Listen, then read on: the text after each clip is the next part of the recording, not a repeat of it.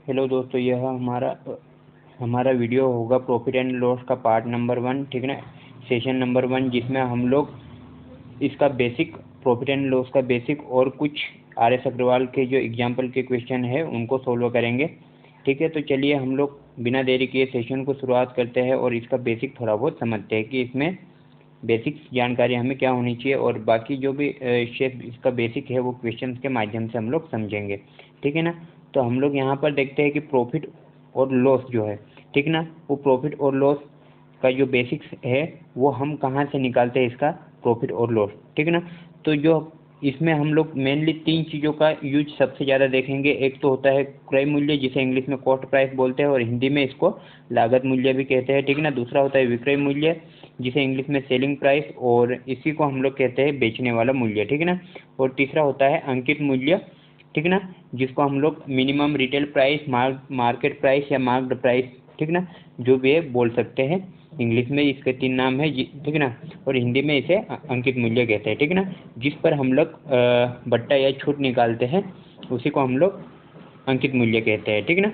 और यहाँ पर विक्रय मूल्य क्या होगा, तो विक्रय मूल्य सेलिंग प्राइस होगा, और एक होगा क्रय मूल्य जिसे हम लोग कॉस्ट प्राइस कहते हैं। तो यहाँ पर हम लोग देखते हैं कि प्रॉफिट और लॉस, हम लोग प्रॉफिट और लॉस जो चैप्टर पढ़ रहे हैं, तो प्रॉफिट और लॉस होता क्या है। ठीक है ना।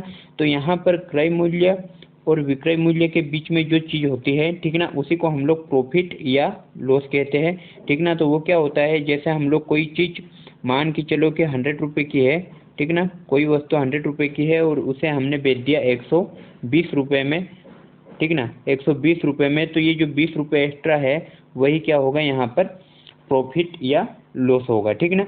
अगर 100 रुपये की चीज़ मान लिया कि 80 रुपये में बेच दी, ठीक ना, 80 रुपये में बेच दी, तो यहाँ पर 20 रुपये की हानि होगी। ठीक ना, 20 रुपये की हानि होगी और इसमें हम लोग प्रॉफिट या लॉस को निकालेंगे। ठीक है ना। और दूसरी बात यह है कि इसमें बट्टा या छूट क्या होती है, ठीक ना, बट्टा या छूट क्या होती है वो भी हम लोग इसी चैप्टर में पढ़ेंगे। तो बट्टा या छूट होता है यहाँ पर, जैसे कोई चीज़ 100 रुपीज़ की है और उस पर हमने प्राइस कितना छाप दिया, मान के चलो कि उसमें 140 रुपीज़ उस पर हमने प्राइस दे दिया कि 140 रुपीज़ का ये है। ठीक ना। इस पर मान के चलो कि 20 रुपये की आपको छूट मिलती है, ठीक ना, 20 रुपये की छूट मिलती है। तो यहाँ पर 20 रुपये की छूट क्या हो जाएगी, 20 रुपये की छूट यहाँ पर बट्टा हो जाएगी, जिसे हम लोग बट्टा छूट या फिर डिस्काउंट भी कहते हैं इंग्लिश में। ठीक ना। तो ये क्या हो जाएगी, बट्टा छूट या डिस्काउंट भी जिसे हम लोग इंग्लिश में कहते हैं, है ना, या छूट कह सकते हैं या फिर इसी को हम लोग बट्टा कह सकते हैं। तो ये हो जाएगा हमारा बट्टा, जिस पर हमने छूट दिया हुआ है, और वो चीज़ कितने की हो जाएगी, ये अगर 140 रुपये की है और इस पर 20 रुपये का डिस्काउंट देते हैं हम लोग, तो ये हो जाएगी, सॉरी 20 रुपये का डिस्काउंट देते हैं तो ये हो जाएगी 120 रुपये की। ठीक है ना। तो 100 रुपये की चीज़ पर 140 रुपये का मूल्य छापा गया है, ठीक ना, 140 रुपये का मूल्य छापा गया और उस पर 20 रुपये का डिस्काउंट दिया है, तो ये चीज़ कितने की हो जाएगी, ये चीज़ हमने बेची है 120 रुपये की, और इस पर प्रॉफिट कितने का मिलेगा, तो 100 रुपये की चीज़ थी वो, ठीक ना, और 120 में इसको बेचा है। 120 में यदि बेचा है तो यहाँ पर इसका प्रॉफिट कितना हो जाएगा, तो प्रॉफिट हो जाएगा यहाँ पर इसका 20 रुपये, क्या हो जाएगा, इसका प्रॉफिट हो जाएगा 20 रुपये, यहाँ पर इसका हमने प्रॉफिट कमाया है। ठीक ना।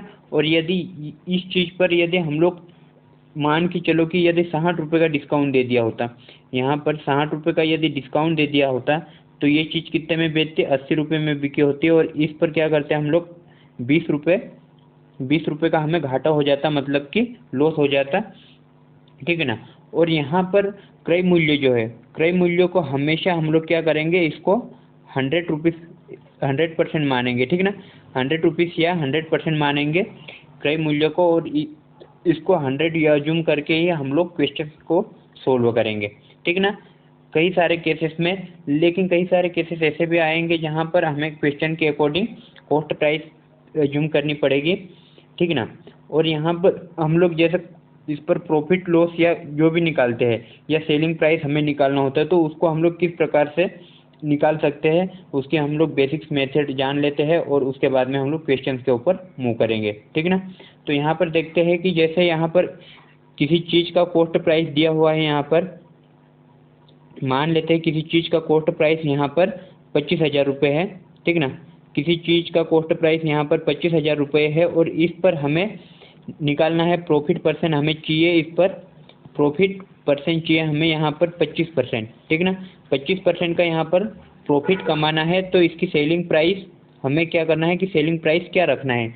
कोई वस्तु 25,000 रुपये की है और उस पर हमें 25% प्रॉफिट चाहिए, तो उसका सेलिंग प्राइस हम क्या रखें कि हम 25% प्रॉफिट कमा सके। तो इसके हम लोग फर्स्ट मेथड देखते हैं कि फर्स्ट मेथड इसकी क्या हो सकती है। तो फर्स्ट मेथड यहाँ पर ये हो सकती है कि मान के चलो कॉस्ट प्राइस कितनी है, 25,000 है, ठीक ना। 25,000 है और इस पर चाहिए हम लोगों को 25% का प्रॉफिट, 25% का प्रॉफिट। तो 25% का फ्रैक्शन वैल्यू क्या होता है, यहाँ पर हम लोग परसेंटेज में अच्छे से सिखाए कि इसका परसेंटेज वैल्यू जो है, सॉरी फ्रैक्शन वैल्यू जो है वो होता है 1/4। यदि इस पर हमें 25% का प्रॉफिट चाहिए तो हम लोग इसका 1/4 निकाल लेंगे। तो यहाँ पर क्या हो जाएगा, ये 4 6 24, 4 6 24 और यहाँ पर 1 बच जाएगा, 10 हो जाएगा, 4 दूनी 8, फिर 2 बच जाएगा, 20 हो जाएगा, 4 पंजे 20 और ये 0 जुड़ जाएगा इसमें। तो ये हो जाएगा कितना, 6,250। इसको हम लोग 25,000 में ऐड कर देंगे तो क्या हो जाएगा, ये 25,000 प्लस 6,250, तो ये कितना हो जाएगा, 31,250। इसका सेलिंग प्राइस कितना हो जाएगा, तो 31,250 इसका सेलिंग प्राइस हो जाएगा, ठीक है ना। एक मेथड तो ये हो गई। अब दूसरी मेथड क्या है, तो दूसरी मेथड ये है कि जैसे 25% का फ्रैक्शन वैल्यू क्या होता है, तो 25% का फ्रैक्शन वैल्यू है यहाँ पर 1/4, ठीक ना। 1/4 मतलब 4 पर 1 का हमें प्रॉफिट कमाना है, ठीक ना। 4 पर 1 का हमें प्रॉफिट कमाना है, तो इसको क्या करेंगे हम लोग, जैसे ये 25,000 दिया है तो 25,000 पर हम लोग निकाल लेंगे इसका 4 पर 1 का प्रॉफिट, मतलब कि 5/4। इससे भी हमें इसका डायरेक्ट वैल्यू मिल जाएगा, ठीक है ना। जैसे इसको हम लोग कैंसिल करेंगे 4 से तो कितना हो जाएगा, ये 6,250 और इसमें हम लोग मल्टीप्लाई कर देंगे 5 का, ठीक ना। तो ये कितना हो जाएगा, यहाँ पर 5 सुनम सुन 5 25 का 5, केरी का 2, 5 दूनी 10, 10 और 2 कितना हो जाएगा, सॉरी ये कितना हो जाएगा यहाँ पर 32,250 होगा ना, ठीक है ना। तो यहाँ पर ये कितना हो जाएगा, 5 दूनी 10 और 2 कितना हो जाएगा 12, ठीक है ना। केरी का कितना हो जाएगा,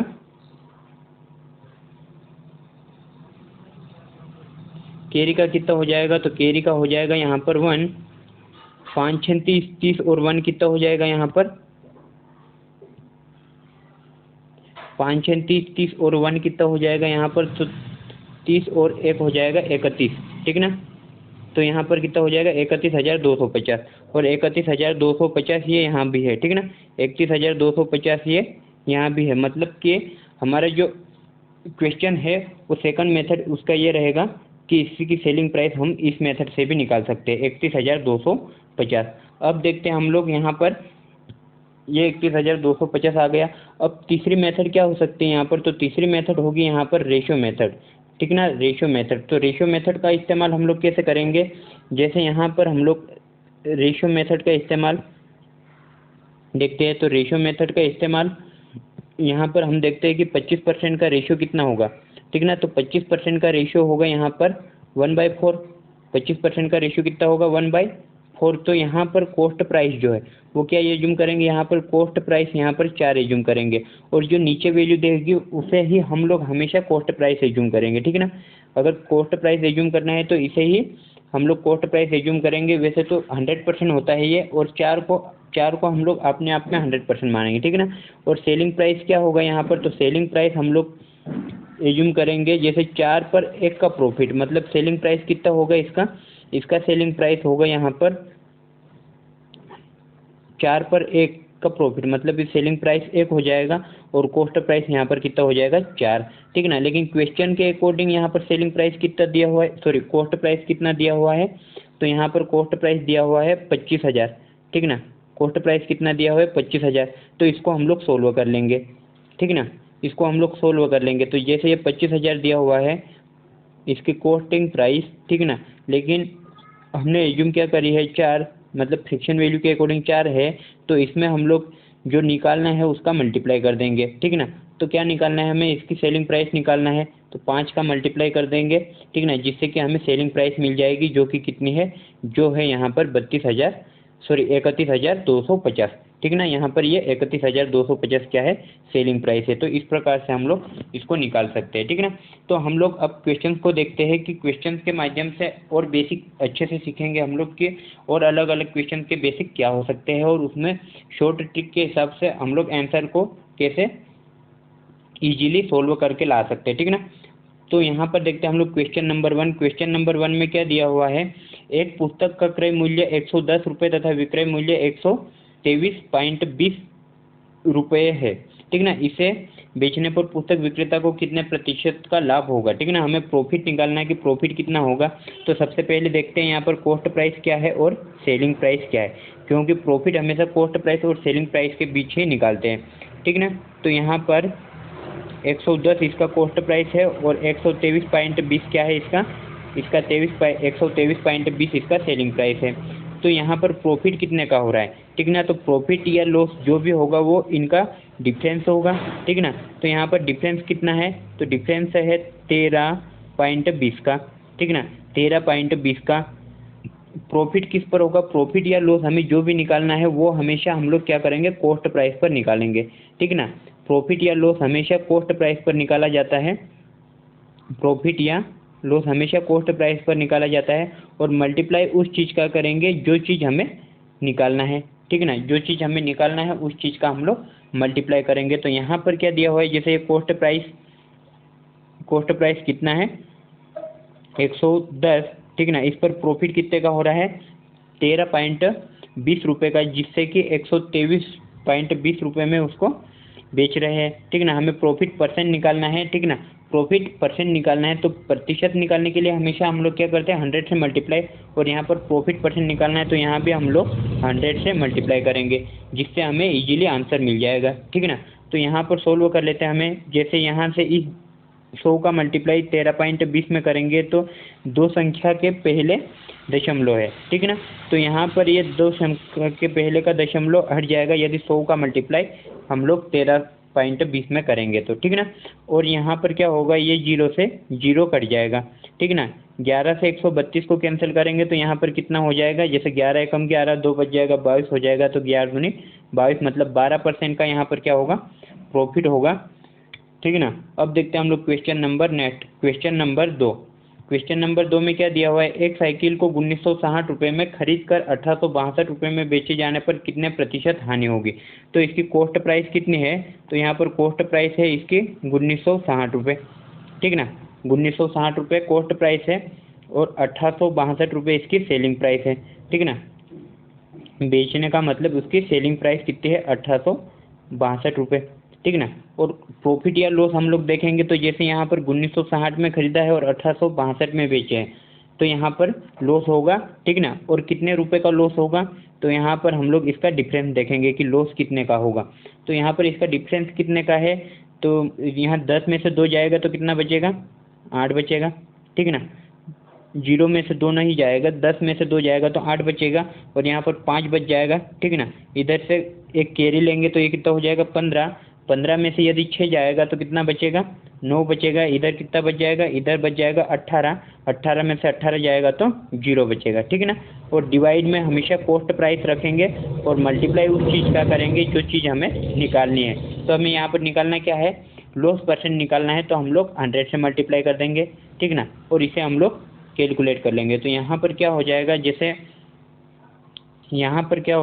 ये 0 से 0 कैंसिल हो जाएगा, ठीक ना। यहाँ पर 14 साते 98 होता है और 14 का स्क्वायर होता है 196, तो ये 14 बार कट जाएगा 14 से, ठीक ना। और यहाँ पर क्या हो जाएगा 7 एकम 7 7 दूनी 14 और 2 से 10 कट जाएगा 5 बार, ठीक ना। तो यहाँ पर क्या हो जाएगा कि 5% इसका आंसर आ जाएगा, ठीक ना। 5% इसका आंसर आ जाएगा, मतलब 5% का क्या होगा लॉस होगा, 5% का क्या होगा लॉस होगा। तो लॉस परसेंटेज इसका 5% होगा। अब देखते हैं हम लोग क्वेश्चन नंबर 3। क्वेश्चन नंबर 3 में क्या दिया हुआ है, आदित्य ने एक गाय 8,580 में बेचकर 4% लाभ कमाया। उसने यह गाय कितने में या कितने रुपए में खरीदी, ठीक ना।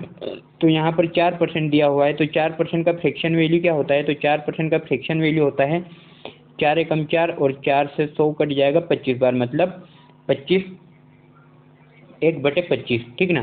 तो यहाँ पर कॉस्ट प्राइस क्या होगा, तो हम लोग कॉस्ट प्राइस यहाँ पर जो फ्रैक्शन में वैल्यू होती है मतलब बटे में वैल्यू होती है, ठीक ना, उसी को हम लोग कॉस्ट प्राइस मान के चलते हैं यहाँ पर, ठीक ना। तो कॉस्ट प्राइस कितना है, कॉस्ट प्राइस यहाँ पर 25 है, ठीक ना, और 25 पर 1 का लाभ कमाया है, मतलब ये चीज़ कितने में बेची होगी, तो उसकी सेलिंग प्राइस होगी, यदि 25 पर 1 लाख कमाया है 1 रुपये का, तो यहाँ पर इसकी सेलिंग प्राइस होगी 26 रुपये, ठीक ना। 26 रुपये इसकी सेलिंग प्राइस है, लेकिन क्वेश्चन के अकॉर्डिंग कितनी है सेलिंग प्राइस, 8,580 रुपये, ठीक ना। तो क्वेश्चन के अकॉर्डिंग यहाँ पर सेलिंग प्राइस दी हुई है 8,580, 8,580, ठीक ना, 8,580। तो हम लोग डिवाइड किससे करेंगे, क्वेश्चन के अकॉर्डिंग कितनी दी हुई था, 8,580 दी हुई है ना, तो यहाँ पर डिवाइड हम लोग करेंगे, कॉस्ट प्राइस है, सॉरी ये सेलिंग प्राइस है, तो सेलिंग प्राइस से ही इसको डिवाइड करेंगे, क्योंकि यहाँ पर क्या होगा कि जैसे यहाँ पर अगर हमें सेलिंग प्राइस दी हुई रहती है तो हम सेलिंग प्राइस से डिवाइड करते हैं, और अगर कॉस्ट प्राइस दी हुई रहती है तो कॉस्ट प्राइस से हम लोग इसको डिवाइड करते हैं। तो चूंकि यहाँ पर सेलिंग प्राइस दी हुई है तो सेलिंग प्राइस से ही डिवाइड करेंगे, तो सेलिंग प्राइस कितना है यहाँ 26 है, और जो निकालना है उसका मल्टीप्लाई कर देंगे, ठीक ना। तो यहाँ पर गाय कितने रुपए में खरीदी, ठीक ना, खरीदी वो निकालना है, मतलब इसका कॉस्ट प्राइस निकालना है, तो कॉस्ट प्राइस से इसको मल्टीप्लाई कर देंगे, ठीक ना। सेलिंग प्राइस थी 8,580, तो उसको सेलिंग प्राइस से डिवाइड किया, जो कि सेलिंग प्राइस हमने कितनी एज्यूम करी है, क्योंकि 25 पर 1 का प्रॉफिट कमा रहा है, मतलब इसकी सेलिंग प्राइस 26 रुपये है, और 26 से हम लोग इसको डिवाइड करेंगे, ठीक ना। तो 26 किससे कटेगा, तो 26 कटता है 13 से, क्योंकि 13 दूनी 26 होता है, ठीक ना, 13 दूनी 26 होता है, तो इसको हम लोग डिवाइड कर लेते हैं 26 से, 13 दूनी 26, ठीक ना, 13 दूनी 26, ये 13 6 78, 13 6 78 और 13 7 91 ज़्यादा हो जाएगा, ठीक ना, तो 13 6 78 बच जाएगा कितना 7, फिर 78 हो जाएगा, 13 6 78 और यहाँ पर 0, ठीक ना। इसको 2 से कैंसिल कर लेते हैं, तो यहाँ पर क्या होगा, 2 से कैंसिल करते हैं तो ये हो जाएगा 330, ठीक ना, और 330 में 25 का हम लोग मल्टीप्लाई करते हैं तो कितना हो जाएगा, यहाँ पर ये हो जाएगा 25 शून्य शून्य, 25 3 75 का 5 कैरी का 7, 25 3 75 और 7 हो जाएगा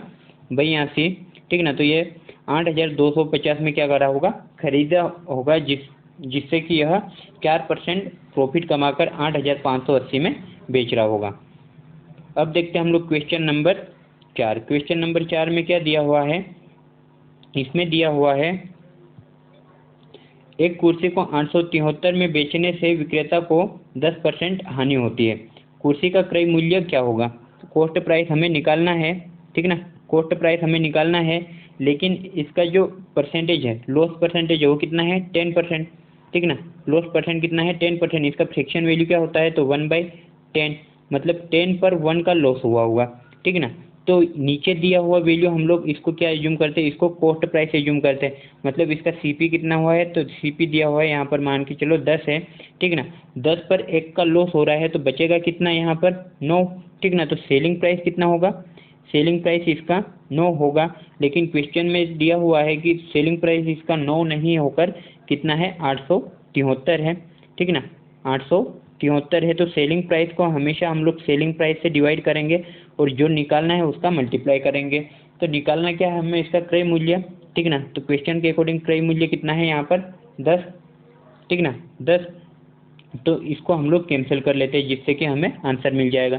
तो यहाँ पर 9 से ये कैंसिल हो जाएगा, 9 9 81, ठीक ना, 9 9 81 बच जाएगा कितना, बच जाएगा 6, जिससे 63 हो जाएगा, तो 9 7 कितना हो जाएगा 63, और इसमें मल्टीप्लाई कर देंगे हम लोग 10 का, तो यहाँ पर हमें आंसर क्या मिल जाएगा, तो यहाँ पर आंसर मिल जाएगा 970 रुपये, ठीक ना। तो 970 रुपये इसका आंसर होगा। अब देखते हैं हम लोग क्वेश्चन नंबर 5। क्वेश्चन नंबर 5 में क्या दिया हुआ है, एक घड़ी को 2880 में बेचने पर एक व्यक्ति को 10% हानि होती है, वह इसे कितने में बेचे कि उसे 5% लाभ हो, ठीक ना। तो यहाँ पर डबल परसेंटेज वैल्यू आ गई है, ठीक ना, डबल परसेंटेज वैल्यू आ गई है। तो एक बात ये भी ध्यान में रखना है कि यहाँ पर हमारे मतलब इसका फ्रैक्शन वैल्यू एज्यूम करके क्वेश्चन को इजीली सोल्व नहीं किया जा सकता, क्योंकि परसेंटेज वैल्यू है यहाँ पर डबल आ गई है। तो इसको हम लोग क्या करेंगे, ऐसी वैल्यू एज्यूम करेंगे कि दोनों परसेंटेज वैल्यू यहाँ पर सेटिस्फाई हो जाए, ठीक है ना। क्योंकि परसेंटेज का मतलब 100 पर होता है, ठीक ना, प्रति 100 पर गणना होता है, तो यहाँ पर 100 ही इसका हम लोग क्या करेंगे, कॉस्ट प्राइस एज्यूम करेंगे।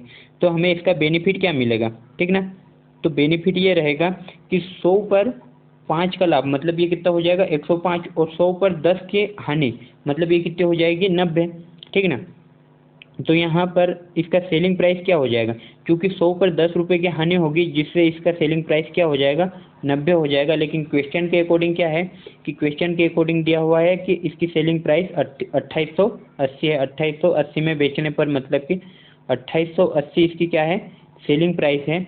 लेकिन क्वेश्चन परसेंटेज के अकॉर्डिंग हमने एज्यूम क्या करी है, इसकी सेलिंग प्राइस 80 है, सॉरी 90 है, ठीक ना। हमें निकालना क्या है कि 5% लाभ पर बेचने के लिए, है ना, 5% का लाभ हमें कमाना है, ठीक ना। तो इसकी सेलिंग प्राइस क्या होगी, ठीक ना। तो 100 पर 5 रुपये का लाभ कमाना है हमें, 5% का लाभ मतलब, तो इसका हमें कितने में बेचे कि 5% का लाभ हो, तो हम लोग इसमें मल्टीप्लाई कर देंगे 105 का, क्योंकि जो चीज़ हमें निकालनी है उसका हम लोग मल्टीप्लाई कर देते हैं। तो इसको हम लोग सोल्व कर लेते हैं। तो यहाँ पर क्या हो जाएगा, ये 0 से 0 कैंसिल हो जाएगा, ठीक ना। और 9 से इसको कैंसिल करते हैं तो ये कितना हो जाएगा, 9 त्रिया 27, और 1 बच जाएगा 18 हो जाएगा, 9 दूनी 18, और इसका मल्टीप्लाई कर देंगे हम लोग 105 में। तो हमें आंसर क्या मिल जाएगा यहाँ, जैसे 32 पंजे कितना हो जाएगा, तो 5 दूनी 10 और 5 त्रिया 15, 16, 160, ठीक ना। 160 का 0, केरी का 16, 32 शून्य शून्य, और 16 कितना हो जाएगा 16। तो यहाँ पर 16 का 6, केरी का 1, 32 एकम 32, और एक कितना हो जाएगा 33। तो 3360 रुपये यहाँ पर क्या हो जाएगा, हमारा आंसर हो जाएगा। अब देखते हैं हम लोग question number next, question number 6। Question number 6 में क्या दिया हुआ है, इसमें दिया हुआ है कि यदि किसी वस्तु को 5% हानि की अपेक्षा 10% लाभ पर बेचा जाता तो विक्रेता को 75 रुपये अधिक मिलते। वस्तु का क्रय मूल्य कितना है, ठीक ना, वस्तु का क्रय मूल्य कितना है। तो यहाँ पर क्या दिया हुआ है कि 5% हानि की अपेक्षा, मतलब कॉस्ट प्राइस इसका कुछ होगा, ठीक ना, और इसका सेलिंग प्राइस कुछ होगा, ठीक ना। तो यहाँ पर क्या बोल रहा है कि 5% हानि की अपेक्षा, तो लॉस या प्रॉफिट हमेशा क्या होगा, इनके बीच का होगा, ठीक ना। तो यहाँ पर लॉस कितना दिया हो, तो लॉस 5% की अपेक्षा इसको क्या करा है, प्रॉफिट 10% पर बेचा गया है, ठीक ना, प्रॉफिट 10% पर बेचा गया है। तो यहाँ पर वस्तु का क्रय मूल्य हमें निकालना है, ठीक ना। और इससे क्या मिल रहा है कि 75 रुपये अधिक मिल रहा है, मतलब ये क्या होगा, 75 रुपये का लाभ या हानि होगी, ठीक ना, 75 रुपये का लाभ या हानि होगी। तो यहाँ पर हम लोग देखते हैं कि इसका क्रय मूल्य क्या होगा, कॉस्ट प्राइस हमें निकालनी है। तो चूंकि यहाँ पर ऐसे क्वेश्चंस में हम लोग क्या करते हैं, इसमें एक छोटी सी कंडीशन है कि यदि यहाँ पर जैसे प्रॉफिट दिया हुआ है, ठीक ना, प्रॉफिट दिया हुआ है, तो प्रॉफिट को हमेशा हम लोग माइनस करते हैं। यदि लॉस दिया हुआ है तो लॉस को भी हम लोग हमेशा माइनस करते हैं, ठीक ना। प्रॉफिट मतलब लाभ दिया है तो इसको हमेशा नेगेटिव माइनस करते हैं या इनका डिफरेंस लेते हैं, ठीक ना। लॉस दिया हुआ है मतलब हानि दिया हुआ है तो हमेशा इसका डिफरेंस लेते हैं। और यदि यहाँ पर प्रॉफिट या लॉस दिया हुआ है, ठीक है ना, प्रॉफिट या लॉस दिया हुआ तो हमेशा हम लोग इसमें क्या करते हैं, हमेशा हम लोग इसमें प्लस करते हैं, ठीक ना, इनको। तो यहाँ पर प्रॉफिट और लॉस दिया है तो इसको हम लोग हमेशा मतलब इसको क्या कर देंगे, इसको कर देंगे हम लोग ऐड, ठीक ना, इसको कर देंगे ऐड। क्योंकि यहाँ पर क्या होगा, यहाँ पर ये होगा कि जैसे यहाँ पर कॉस्ट प्राइस दी हुई है, ठीक ना, कॉस्ट प्राइस दी हुई है तो कॉस्ट प्राइस पर हमें 5% का प्रॉफिट होगा तो ये इधर आ जाएगा, ठीक ना, सॉरी 5% का लॉस होगा तो इधर आ जाएगा, और 10% का हमें प्रॉफिट हो रहा है तो ये इधर आ जाएगा, ठीक ना।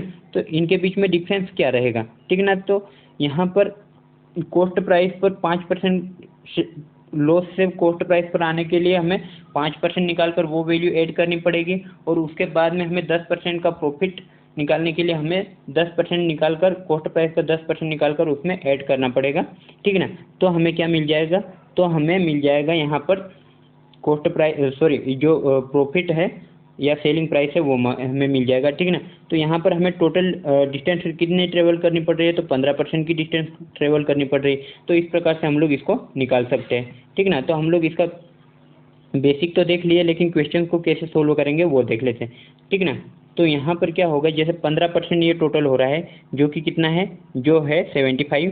तो यहाँ पर कॉस्ट प्राइस निकालना है हमें, तो कॉस्ट प्राइस क्या होता है, वो 100% होता है। तो 100% का मल्टीप्लाई हम लोग दोनों ओर कर देते हैं, ठीक है ना।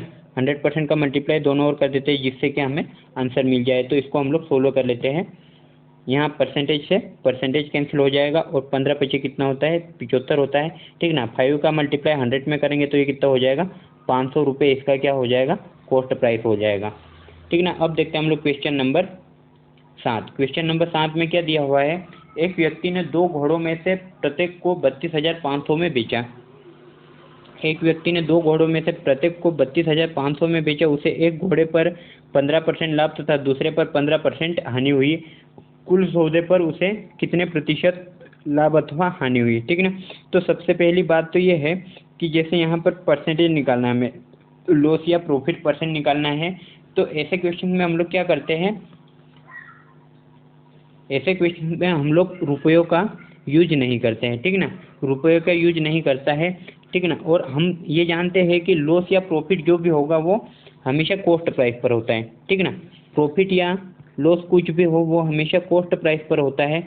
तो यहाँ पर हम लोग कॉस्ट प्राइस कुछ ना कुछ एज्यूम कर लेंगे, ठीक ना। तो कॉस्ट प्राइस हम लोग 100 एज्यूम करते हैं, ठीक ना, जिससे कि हमें इस पर 15% प्रॉफिट हो तो हम लोग 15, ठीक ना, 15 इजीली निकाल सकते हैं। और यहाँ पर 100 पर 15% का लॉस हो तब भी इसको हम लोग 15 इजीली निकाल सकते हैं, ठीक ना।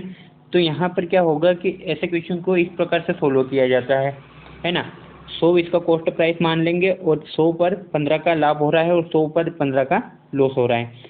तो यहाँ से हम लोग इजीली इसको सोल्व कर सकते हैं। तो यहाँ पर क्या हो जाएगा, जैसे 15 का स्क्वायर कितना होता है, तो 15 का स्क्वायर होता है 225 डिवाइडेड बाई 100, ठीक ना, डिवाइडेड बाई 100।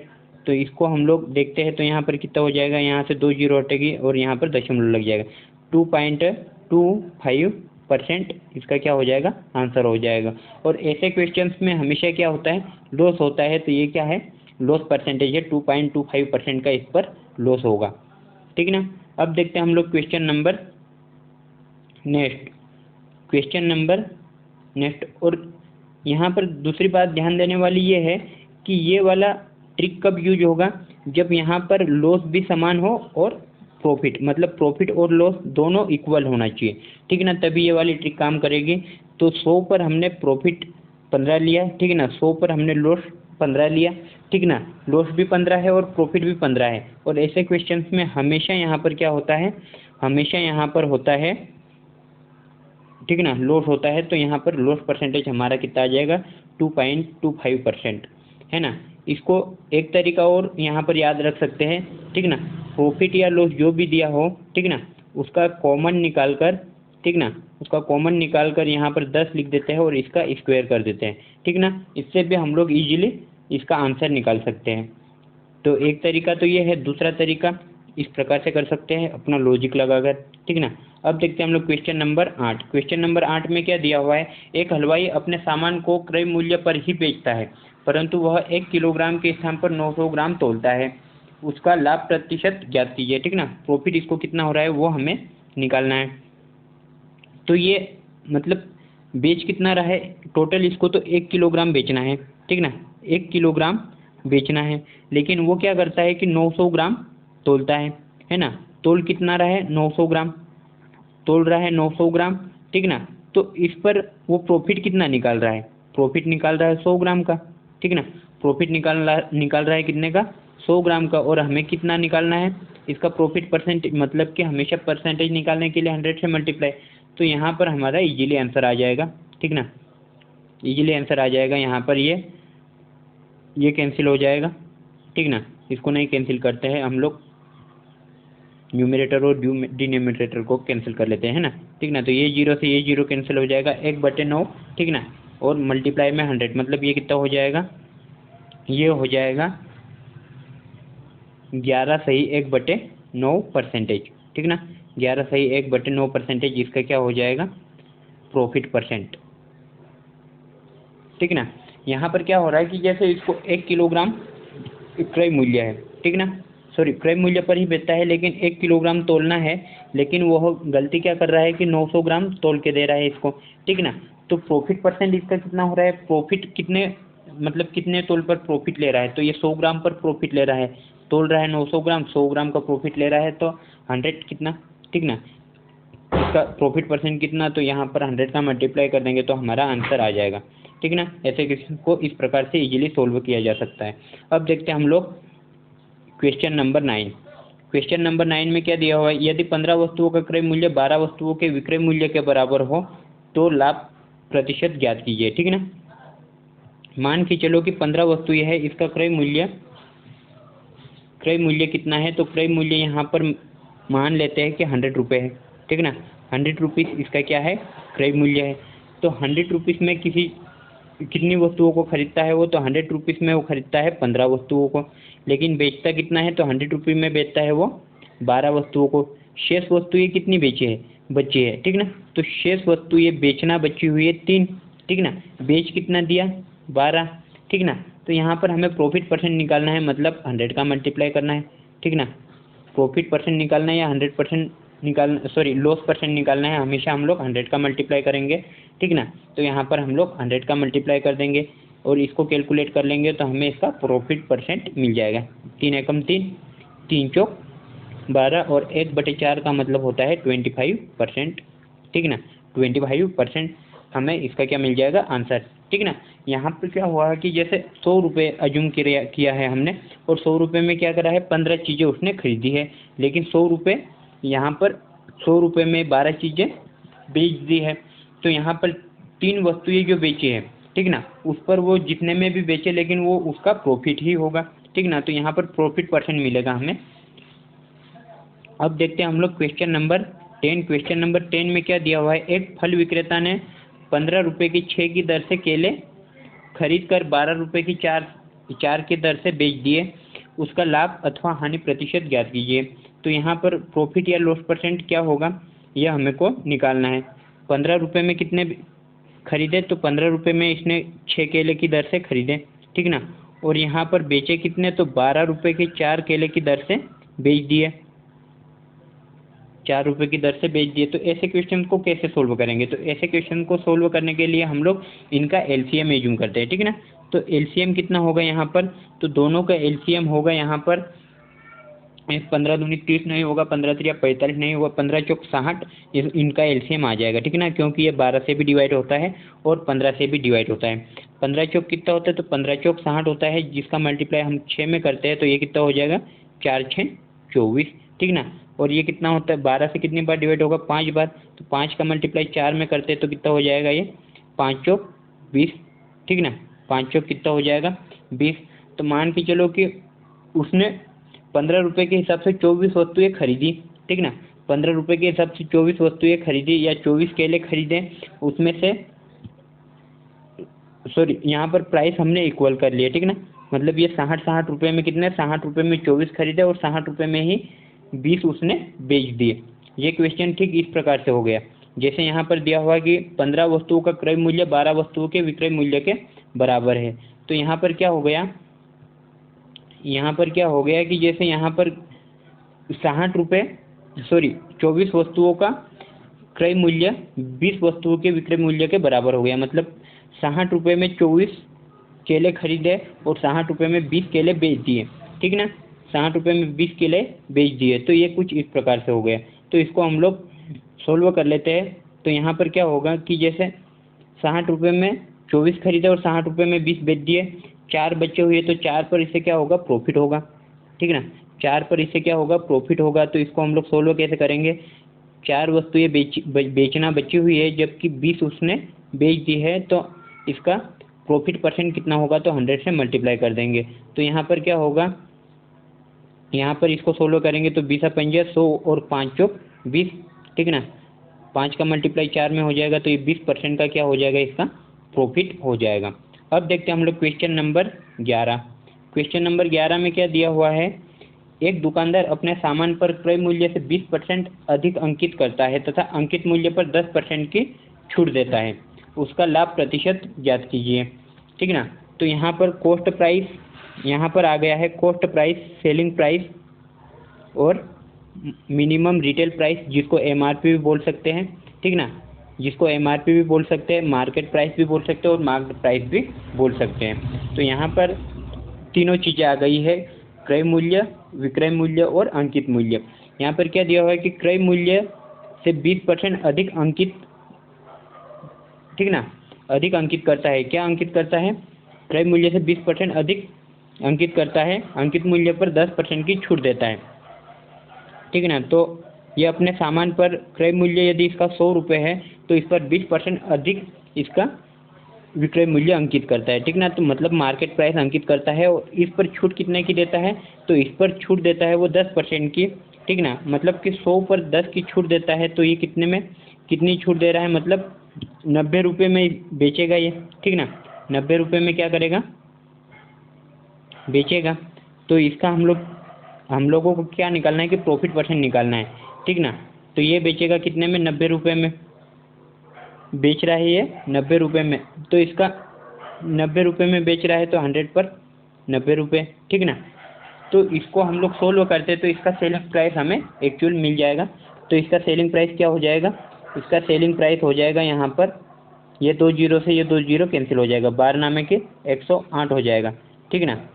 12 के 108 हो जाएगा। तो इसका लाभ प्रतिशत ज्ञात कीजिए। तो लाभ प्रतिशत कितना होगा? 100 रुपये पर 8 कमा रहा है, मतलब 8%। तो इसका क्या होगा?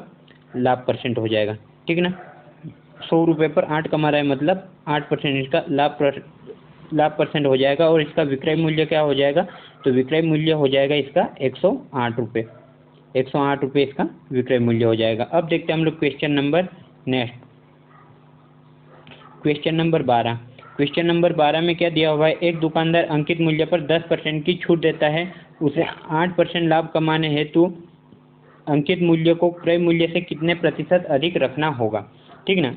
तो यहाँ पर फिर से हम लोग देख लेते हैं, जैसे कॉस्ट प्राइस, सेलिंग प्राइस और एमआरपी या मार्केट प्राइस या मार्केट प्राइस, कुछ भी बोल सकते हैं इसको, ठीक ना। तो यहाँ पर क्या हो रहा है कि जैसे अंकित मूल्य पर 10% की छूट देता है, तो हमें अंकित मूल्य नहीं पता, लेकिन कॉस्ट प्राइस हम लोग मान सकते हैं, कॉस्ट प्राइस 100 है, ठीक ना। कॉस्ट प्राइस 100 है और यहाँ पर इसको मार्केट प्राइस हमें निकालना है, ठीक ना। उसे 8% लाभ कमाने हेतु, मतलब 8% का लाभ कमाना है, मतलब चीज़ को कितने में बेचेगा वो? 108 में, ठीक ना। 108 में बेचेगा तो उसे क्रय मूल्य कितना रखना होगा, ठीक है ना। सॉरी, हाँ, क्रय मूल्य से कितने प्रतिशत अधिक रखना होगा? अंकित मूल्य। तो हमें अंकित मूल्य क्या करना है? निकालना है, ठीक ना। अंकित मूल्य हमें निकालना है। तो हम लोग क्या करेंगे कि 10% की छूट देता है, मतलब ये कितना? 10% की छूट दे रहा है, मतलब 100 पर क्या दे रहा है? 90 की, ठीक ना। 10 की छूट मतलब ये कितना हो जाएगा? 10 की छूट दे रहा है 100 पर, तो हो जाएगा 100 पर 90 इसका क्या हो जाएगा, ठीक ना। 100 पर 90 हो जाएगा। तो यहाँ पर ये क्वेश्चन मार्क के स्थान पर हम लोग x मान सकते हैं, ठीक ना। तो x का 90% क्या होगा, ठीक ना। 90% इसकी टोटल प्राइस बचेगी, टोटल वैल्यू, जो कि कितनी है? सेलिंग प्राइस इसकी 108 है। तो इसको हम लोग सोल्व कर लेंगे तो हमारा आंसर आ जाएगा। जैसे इसको हम लोग 0 से 0 कट जाएगा और यहाँ पर क्या हो जाएगा? 9 से 108 कितनी बार कैंसिल होगा? 9 एकम 9, 1 बच जाएगा, 18 हो जाएगा, 9 दूनी 18। तो इसका जो अंकित मूल्य है वो कितना रखना पड़ेगा इसको? अंकित मूल्य इधर 10 का मल्टीप्लाई हो जाएगा तो ये हो जाएगा 120। अंकित मूल्य कितना रखना होगा इसको? तो अंकित मूल्य इसको 120 रखना होगा, जिससे कि यह 10% की छूट देगा, इस पर 10% की छूट देगा। तो यहाँ पर 8% का इसको प्रॉफिट मिल जाएगा, मतलब इसका सेलिंग प्राइस कितना आ जाए? 108 रुपये इसका क्या आ जाएगा? सेलिंग प्राइस, ठीक ना। तो यहाँ पर 120 इसका आंसर हो जाएगा। अब देखते हैं हम लोग क्वेश्चन नंबर 13। क्वेश्चन नंबर 13 में क्या दिया हुआ है? 3 क्रमागत बट्टों 20%, 100%, 5% के समतुल्य बट्टा क्या होगा, ठीक ना। तो हम लोग इसका एक्चुअल बट्टा क्या मान लेते हैं या फिर अंकित मूल्य, क्योंकि हमेशा बट्टा जो है वो अंकित मूल्य पर दिया जाता है। तो इसका अंकित मूल्य कितना मान लेते हैं? इसका अंकित मूल्य मान लिया 100 है, ठीक ना, 100 रुपीज़ है, ठीक ना। 100 रुपीज़ पर 20% की छूट दी गई है, मतलब 20% की छूट दी गई है, तो कितना बचा? 20% की यदि छूट देंगे तो 80% बचेगा, जिसका फ्रैक्शन वैल्यू कितना होता है? 4/5, ठीक ना। 10% का फ्रैक्शन वैल्यू कितना हो जाएगा, ठीक ना। तो 1/10 और 10 पर 1 की छूट, मतलब कि 9/10 हो जाएगा। ठीक ना। 5% का फ्रिक्शन वैल्यू 1/20 और 20/1 की छूट, मतलब ये कितना हो जाएगा 19/20, ठीक ना, 19/20। और इसको हम लोग सोल्व करेंगे, तो इसको सोल्व करेंगे तो हमारे पास आंसर क्या आएगा, जैसे ये 0 से ये 2 0 कैंसिल हो जाएगी, ठीक ना। अब शेष क्या बचा है, तो शेष को हम लोग मल्टीप्लाई कर लेते हैं, ये जो कट रहा है उसको कैंसिल कर लेते हैं। तो ये 2 से ये 4 कैंसिल हो जाएगा 2 बार, 9 दूनी कितना हो जाएगा 18, ठीक ना। 9 दूनी कितना हो जाएगा 18, 18 का मल्टीप्लाई 19 में करेंगे तो कितना हो जाएगा 98 की 162 का 2 केरी का 60, ठीक ना। 18 कम 18, 18 और 60 कितना हो जाएगा, तो 18 और 60 हो जाएगा 34, ठीक ना। ये 34 हो जाएगा और बटे में कितना हो जाएगा 5। तो इसको हम लोग 5 से डिवाइड करते हैं तो कितना आएगा यहाँ पर, जैसे ये हो जाएगा 5 6 30, ठीक ना। 5 6 30, 4 बच जाएगा तो ये कितना हो जाएगा 42, 5 8 40, दशमलव लगेगा 2 बच जाएगा, ये कितना हो जाएगा 20 हो जाएगा। तो 5 चौक कितना हो जाएगा 20, ठीक ना। और यदि इसको हम लोग 100 में से माइनस कर देते हैं तो यहाँ पर बचेगा कितना, इसको हम लोग 100 में से माइनस कर लेते हैं, ठीक ना। तो बचेगा कितना, 10 में से 4 जाएगा तो बचेगा 6, 10 में से 4 जाएगा तो बचेगा 6, इधर 9 में से 8 जाएगा तो बचेगा 1, ठीक ना। और इधर बच जाएगा 9 में से 6 जाएगा तो बचेगा कितना 3, मतलब 31.6 क्या हो जाएगा इसका समतुल्य बट्टा, ठीक है ना। 31.6 इसका समतुल्य बट्टा हो जाएगा। अब देखते हैं हम लोग क्वेश्चन नंबर 14। क्वेश्चन नंबर 14 में क्या दिया हुआ है, एक कमीज का अंकित मूल्य 600 रुपये है, 2 क्रमागत बट्टे देने के बाद इसका मूल्य 432 है, ठीक ना। यदि दूसरा बट्टा 10% हो तो पहला बट्टा कितना है, ठीक ना। तो यहाँ पर हमें निकालना है छूट, ठीक ना। और बट्टा हमेशा किस पर निकाला जाता है, तो सेलिंग प्राइस और मार्क्ड प्राइस पर, ठीक ना, मतलब अंकित मूल्य पर। अंकित मूल्य कितना दिया हुआ है 600 रुपये, ठीक ना। 600 रुपये अंकित मूल्य है और इसका मूल्य छूट देने के बाद कितना बनता है 432, मतलब 432 रुपये इसका क्या होगा सेलिंग प्राइस होगा, ठीक ना। तो एक बट्टा कितना है, एक बट्टा है 10%, ठीक ना। 10% का फ्रिक्शन वैल्यू 1/10 और 10/1 का बट्टा, मतलब ये कितना हो जाएगा 9/10, ये कितना हो जाएगा 10% का फ्रिक्शन वैल्यू 1/10, ठीक ना, 1/10 और 10/1 की छूट, मतलब ये हो जाएगा 9/10। और दूसरा हमें नहीं पता, तो दूसरा हमने यहाँ पर मान लिया कि वो है X%, ठीक ना, वो कितना है X%। और X% का मतलब क्या होगा कि 100 पर X की छूट, ठीक ना, 100 पर X की छूट, मतलब ये कितना हो जाएगा 100 माइनस X, ठीक ना, ये हो जाएगा 100 माइनस X। तो इसको हम लोग क्या मान लेंगे कि ये हो जाएगा 100 माइनस X डिवाइडेड बाई 100, ठीक ना। और इसको हम लोग कैलकुलेट करते हैं तो ये 2 जीरो से 2 जीरो कैंसिल हो जाएगी, ठीक ना। अब यहाँ पर क्या होगा कि यहाँ पर ये इक्वल हो जाएगा इसके, ठीक ना, क्योंकि ये इतने छूट देने पर के बाद में इतनी प्राइस बची है 432 रुपये। अब इसको हम लोग सोल्व करते हैं आगे, तो ये 9 से कैंसिल हो जाएगा, 432 कितने बार 9 चौक 36 बच जाएगा, 7 9 में 8 है 72, और यहाँ से ये इस 6 से ये कैंसिल हो जाएगा 6 8 48, ठीक ना, मतलब ये कितनी बार कैंसिल हो जाएगा 8 बार। और 10 का मल्टीप्लाई इधर हो जाएगा तो ये कितना हो जाएगा, ये 80 हो जाएगा, ये 80 हो जाएगा। और इधर कितना बच जाएगा 100 माइनस X, ठीक ना। और ये 100 इधर आके माइनस हो जाएगा तो ये -20 बचेगा, ठीक ना। तो यहाँ पर माइनस से माइनस कैंसिल हो जाएगा तो X का मान कितना हो जाएगा 20, मतलब इसमें क्या होगा कि 20% की क्या होगा दूसरा बट्टा 20% का होगा, मतलब दूसरी छूट 20% की होगी। अब देखते हैं हम लोग क्वेश्चन नंबर 15, जो कि RS अग्रवाल का जो एग्जाम्पल के क्वेश्चन है, ठीक ना, वो उस क्वेश्चन का लास्ट है। और उसके बाद में हम नेक्स्ट पार्ट से हम लोग जो इसके क्वेश्चन दिए हैं उनको सोल्व करना स्टार्ट कर देंगे, ठीक ना। तो यहाँ पर क्या दिया हुआ है कि 3 क्रमागत बट्टों 30%, 20% और 5% के समतुल्य बट्टा क्या होगा, ठीक ना। अंकित मूल्य यहाँ पर, क्योंकि बट्टा हमेशा अंकित मूल्य पर दिया जाता है तो अंकित मूल्य हम लोग मानेंगे यहाँ पर 100, ठीक ना। अंकित मूल्य हमेशा हम लोग मानेंगे 100 रुपये, और 100 रुपये पर 30%, 20% और 5% की छूट है, मतलब इतना बट्टा है। तो यहाँ पर क्या करेंगे कि 30%, मतलब इस पर क्या बचेगा, 100 पर 30 रुपये की छूट दे दी, मतलब कितना बचेगा 70 रुपये, ठीक ना। तो यहाँ पर 70% का फ्रिक्शन वैल्यू क्या हो जाएगा, तो 7/10, क्योंकि 100% में से 30% जाएगा तो बचेगा 70%, और 70% को 70/100 लिखेंगे और इसका फ्रिक्शन वैल्यू कितना हो जाएगा 7/10, ठीक ना। 7/10 20% का मतलब क्या होता है 1/5, और 5 पर एक की छूट, मतलब ये हो जाएगा 4/5, ठीक ना। इसको इस प्रकार से भी मान सकते कि जैसे 30% की फ्रिक्शन वैल्यू कितनी होती है 3/10, ठीक ना। 10 पर 3 की छूट मतलब 7/10, 5% का फ्रिक्शन वैल्यू, इसको तो हमने निकाला है, ये कितना हो जाएगा 20 पर 1 की छूट 19/20, क्योंकि 5% की फ्रिक्शन वैल्यू 1/20 होती है, और 20 पर 1 की छूट 19/20 हो जाएगी, ठीक ना। और इसको हम लोग सोल्व कर लेंगे, ठीक ना, और जो भी वैल्यू आएगी उसको 100 में से माइनस कर देंगे तो हमें मिल जाएगा समतुल्य बट्टा, ठीक ना। तो यहाँ पर क्या होगा, इसको हम लोग सोल्व करते हैं, जैसे ये 0 से ये 2 0 कैंसिल हो जाएगी, ठीक ना, और ये 2 से ये 4 कैंसिल हो जाएगा 2 बार, ठीक ना। 4 कितने 2 बार कैंसिल हो जाएगा। अब यहाँ पर क्या होगा,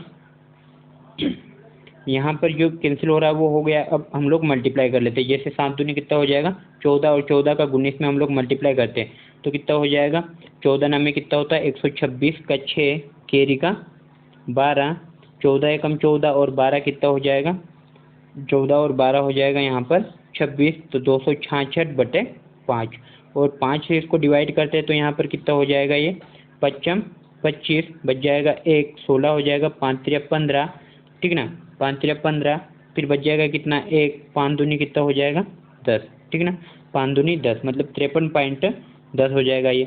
तो इसमें से हम लोग यदि 100 को माइनस करते हैं तो ये बचेगा कितना 100 माइनस 53.2, 100 के बाद दशमलव हम लोग मानकर 0 लिख सकते हैं, ठीक ना। इससे हमें क्या होगा कि इसको घटाने में आसानी हो जाएगी। तो यहाँ पर हमारा आंसर क्या आ जाएगा, तो यहाँ पर हमारा आंसर आ जाएगा, जैसे 10 में से 2 जाएगा तो बचेगा कितना 8, इधर 9 हो गया तो 9 में से 3 जाएगा तो बचेगा कितना 6, यहाँ पर दशमलव लग जाएगा क्योंकि एक संख्या छोड़कर दशमलव, ठीक ना। इधर 9 बचेगा तो यहाँ पर 9 बचेगा, 9 में से 5 जाएगा तो बचेगा कितना 4, मतलब यहाँ पर क्या हो जाएगा 46.8, इसका क्या होगा समतुल्य बट्टा, ठीक ना। 46.8 इसका क्या होगा समतुल्य बट्टा। तो यहाँ पर हमारे RS अग्रवाल के जो भी एग्जाम्पल के क्वेश्चन है वो कंप्लीट हो गए हैं, और हम लोग नेक्स्ट वीडियो में देखेंगे इसके क्वेश्चन बाय सीरीज, ठीक ना। क्वेश्चन वाली सीरीज स्टार्ट कर देंगे हम लोग जो कि अनसोल्व्ड है, ठीक ना, और उसको हम लोग इजीली सोल्व कैसे कर सकते हैं तो वो लोग हम लोग देखेंगे, ठीक ना। और यदि इस क्लास की PDF चाहिए तो हमारे टेलीग्राम ग्रुप को ज्वाइन कर सकते हो, ठीक ना। टेलीग्राम ग्रुप को ज्वाइन कर सकते हो जो कि हमारा है मैथ कनेक्शन 2.0, या फिर हमारे व्हाट्सएप ग्रुप से ज्वाइन करने के लिए इस नंबर से मैसेज कर सकते हो, ज्वाइन लिखकर एक टेक्स्ट मैसेज सेंड कर देना, ठीक ना, जिससे कि आप लोग व्हाट्सएप ग्रुप पर ऐड कर दिया जाएगा। और यदि हमारे यूट्यूब चैनल को सब्सक्राइब नहीं किया है तो सब्सक्राइब कर लें, ठीक ना। धन्यवाद, मिलते हैं नेक्स्ट वीडियो में, तब तक के लिए बाय।